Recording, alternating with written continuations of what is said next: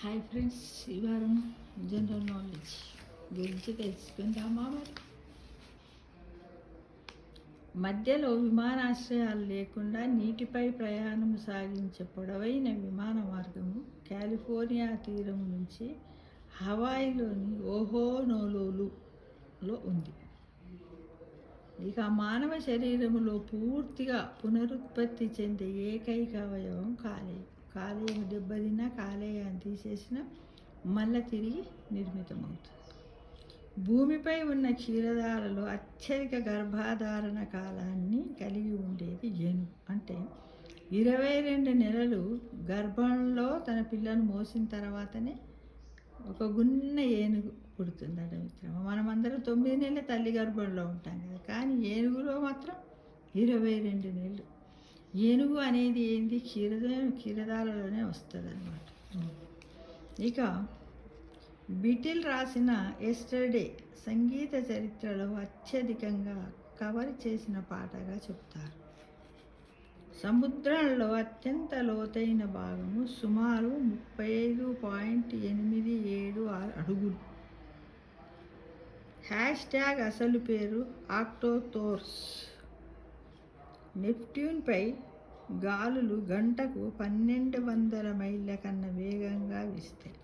Neptune అంటే మనకు తెలుసు, నవగ్రహాలలో నెప్ట్యూన్ ఉంటుంది. మన గ్రహాలు ఉన్నాయి కదా, వాటిలో ఆ గ్రహం పైనట గాలి వేగం అంత ఉంటుందట మిత్రమా. పచ్చని నిమ్మకాయలు నీటిలో మునుగుతాయి, కానీ పసుపు రంగు నిమ్మకాయలు మాత్రం నీటిలో తేలుతాయి. ఇది ఒక సైంటిఫిక్ ఎక్స్పెరిమెంటే. ఇది అందరం కూడా మనం చేసాం.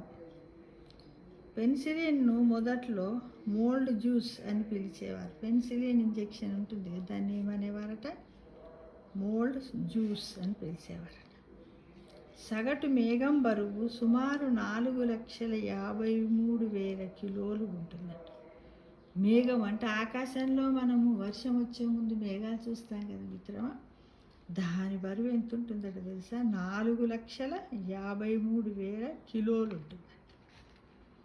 ఇక క్లౌన్ చేపలన్నీ మగవిగానే పుడతాయట.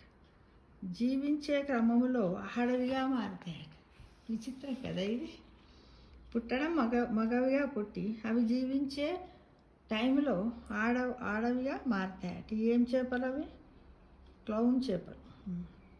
శరీరంలోని మెదడు మాత్రమే ప్రతిరోజు 400 నుంచి 500 క్యాలరీలను ఖర్చు చేస్తుంది.